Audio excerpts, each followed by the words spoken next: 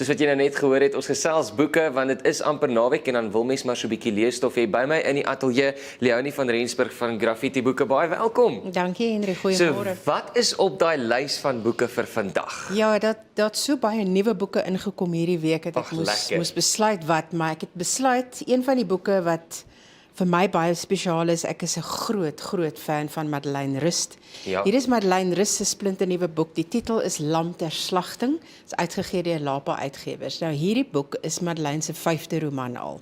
So as die lesers wat nou nog nie vir Madeleine raak geloop het nie, moet asseblief haar boeke gaan soek. Hierdie boek handel oor 6 jong meisies.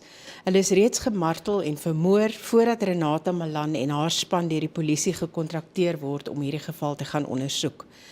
Elke geval in hierdie moorde is doelbewus geplan sodat dit moes ontdek word. Die identifikasie is onmoontlik vanweë hulle gesigsbeserings. En nou hoe vang jy 'n moordenaar as jy A nie weet wie die slagoffers is nie en B jy weet nie wie hulle vermoor het nie. Ja. Die enigste leidraad wat hierdie moordenaar agterlaat is 'n belofte van nog 'n moord oor 33 dae.